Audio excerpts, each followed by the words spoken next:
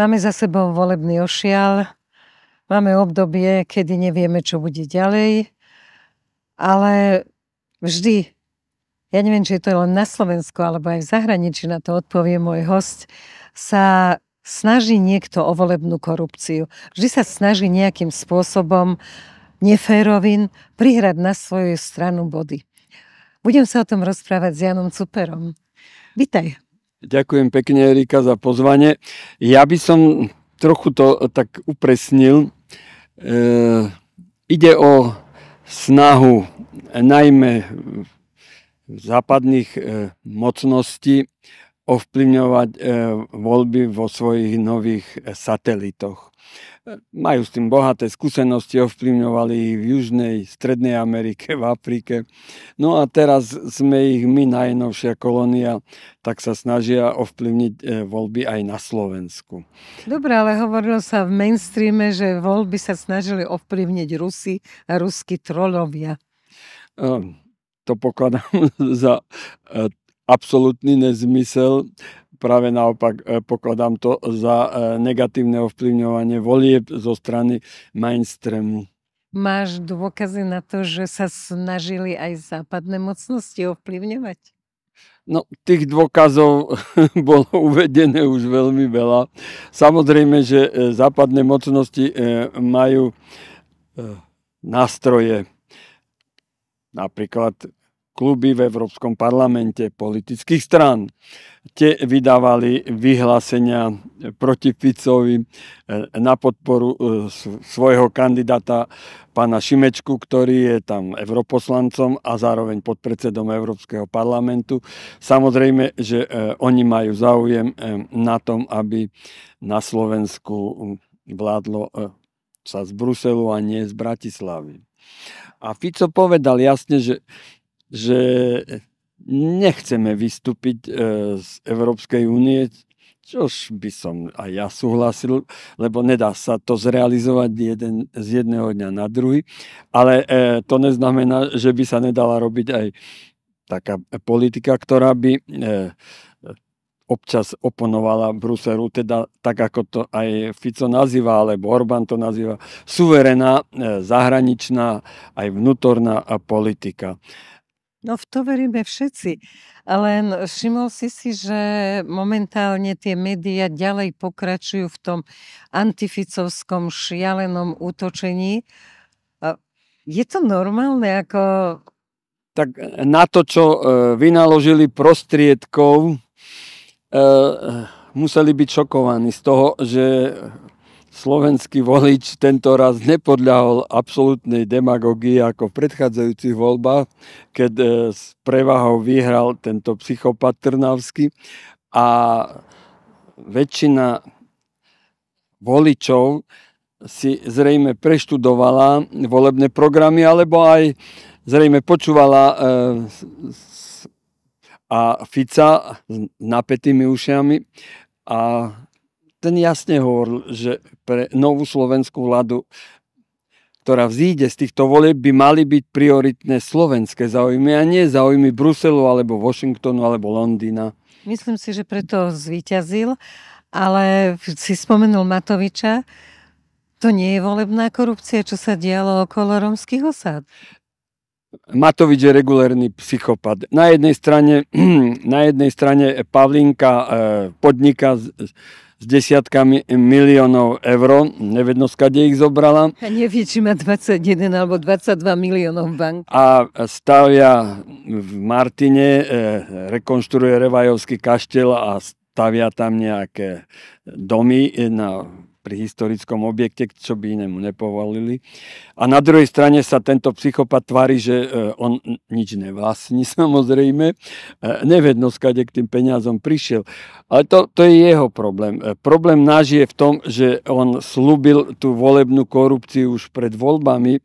To je pre mňa ako človeka, ktorý sa s tým celý život zaoberal, neslychané niečo, že by niekto mal vyplácať za účasť na voľbách 500 eur.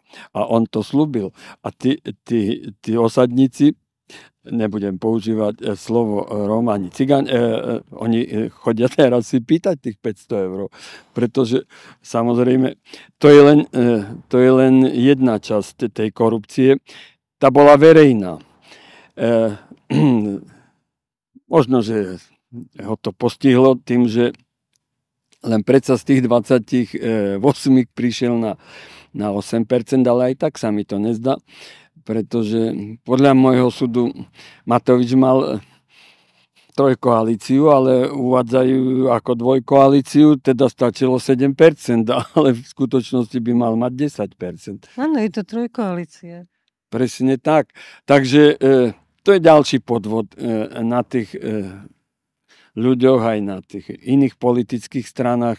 Dobre, teraz je to možné podať ešte na nejakú žalobu na tieto veci, ale myslíš si, že potom čo nasleduje? Potom by musel odísť z parlamentu, keby sa dokázalo, že ste trojkoalícia, nemáte 10 a podobne. Ako čo by sa udialo? Alebo keby sa dokázala tá v rómskych osadách tá teda korupcia volebná? Anulovať voľby, to by mohol len volebný súd.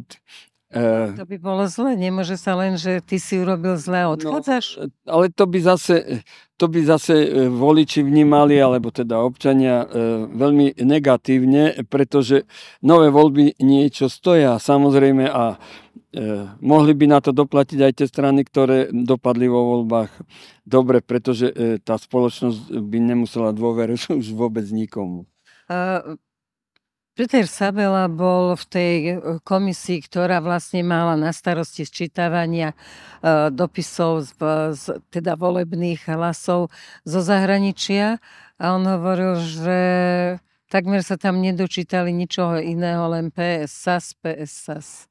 Áno, samozrejme, pretože v tých jednotlivých, najmä európskych krajinách, kde títo gazarbajtri pracujú, lebo ide väčšinou o nich, ktorí tam odišli dobrovoľne a neviem, prečo by mali mať volebné právo, keď nechcú žiť na Slovensku a znášať to prikorie, ktoré sme my tu museli znášať počas tejto vlád, ktoré tu boli Matovičovej a Hegerovej.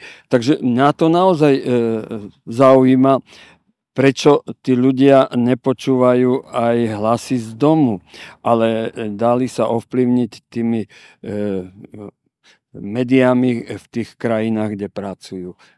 A mimovládkami. To, že možno to neboli médiá, ale viac mimovládky. Mimovládky zohrali teda teraz naozaj veľkú úlohu v prospech PS.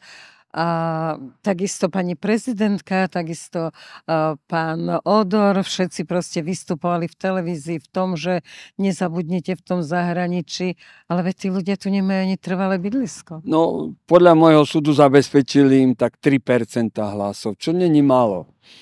No a ktoré teraz samozrejme rozhodujú pri zostavovaní tej budúcej vlády.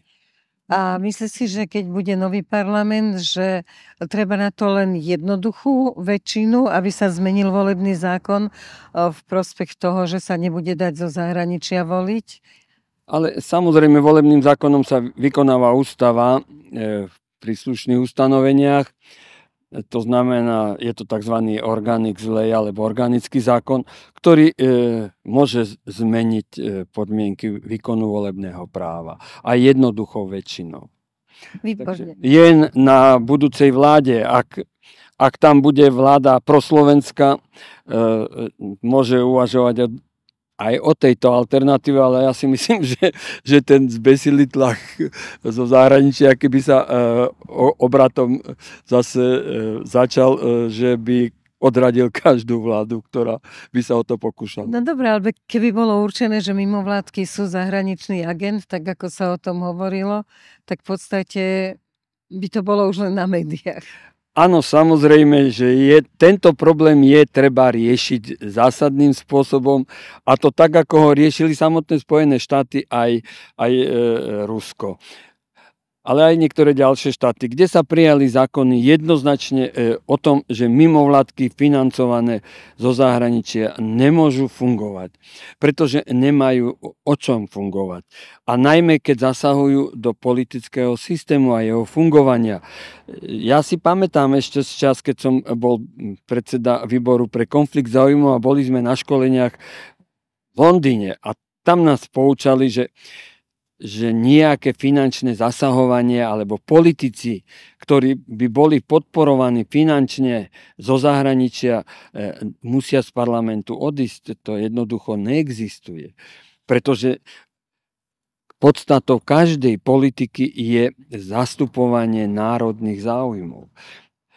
A táto vláda, alebo tieto dve vlády, ktoré tu boli, oni zastupovali záujmy Európskej únie, Ukrajiny, Spojených štátov, Francúzska, ale len nie slovenské.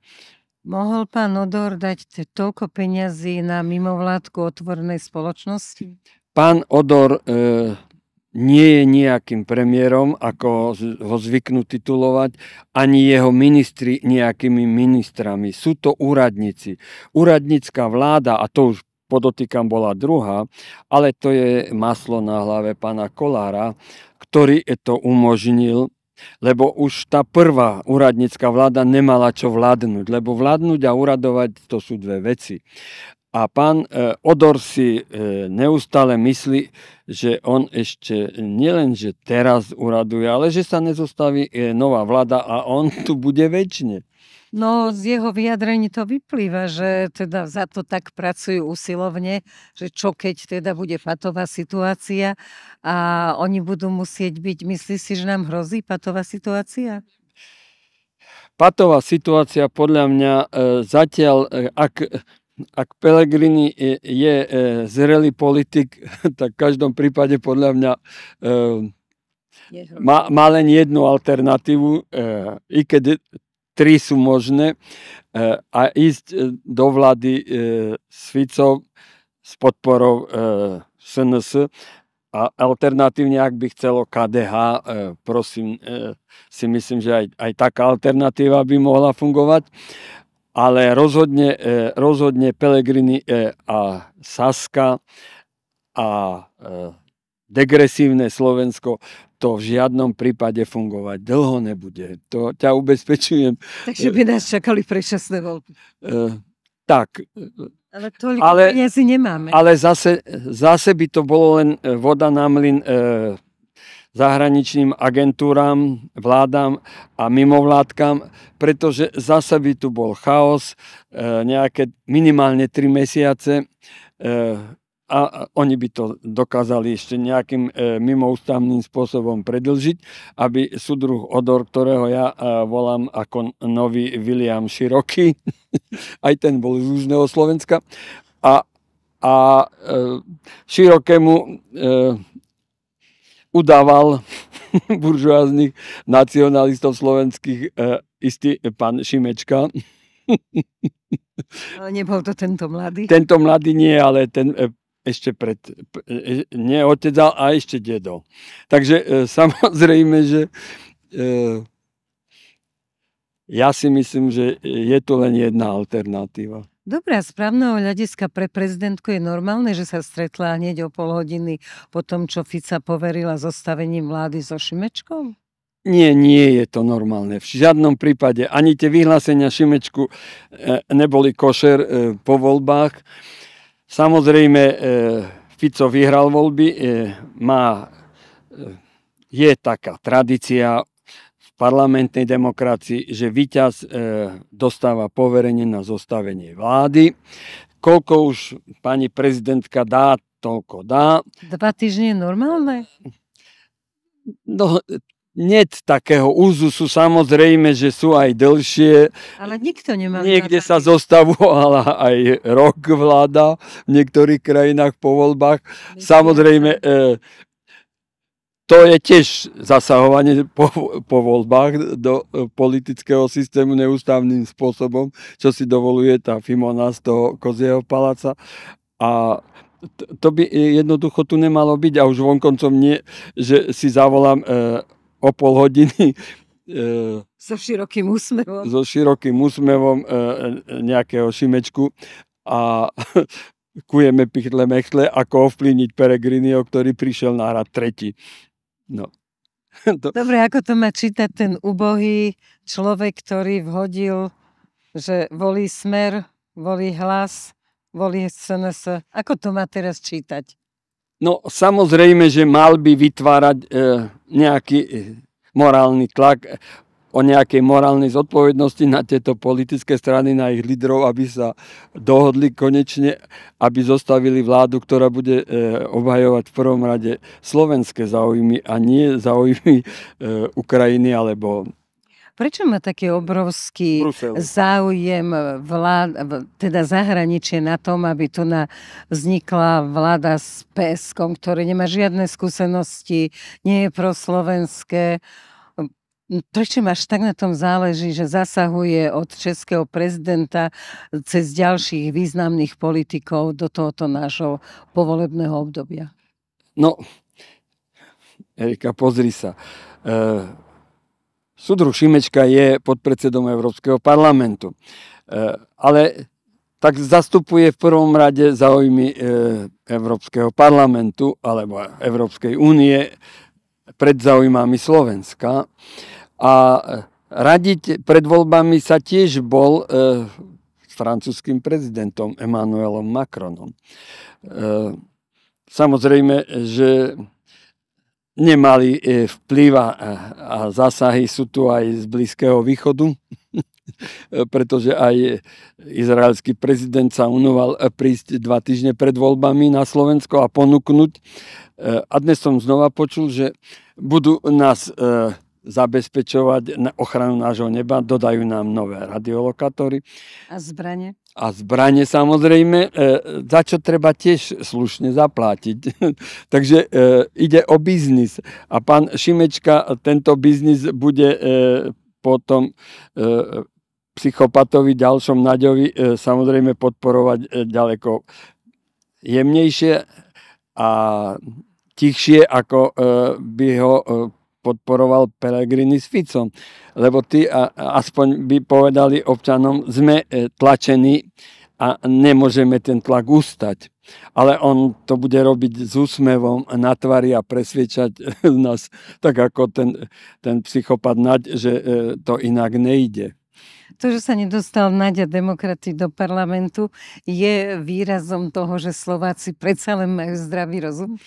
To jedine, čo ma potešilo, lebo ak si nejaký politik dovolí označiť ľudí za opice, ak ich dokáže hnať na jatka doslovne, pretože na očkovanie COVID zomrelo údajne okolo 20 000 ľudí na Slovensku.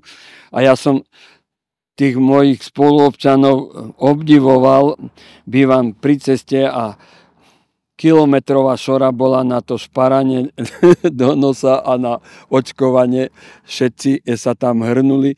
A teraz samozrejme všetci majú problémy, pretože už sa to aj oficiálne priznáva, že to bol čistý podvod na to, aby sa znížila populácia na svete a nič liečivého v tých vakcínách nie je. No je to posvetený podvod, lebo teraz Nobelovú cenu vlastne získali 2 vedci, žena a muž, za to, že tu mRNA urobili vlastne pre ľudí, že dokázala obísť imunitný systém človeka. Erika, len ten, kto nič nevie o tom, ako sa udelujú Nobelové ceny, byť týmto hlúpým zázrakom veril.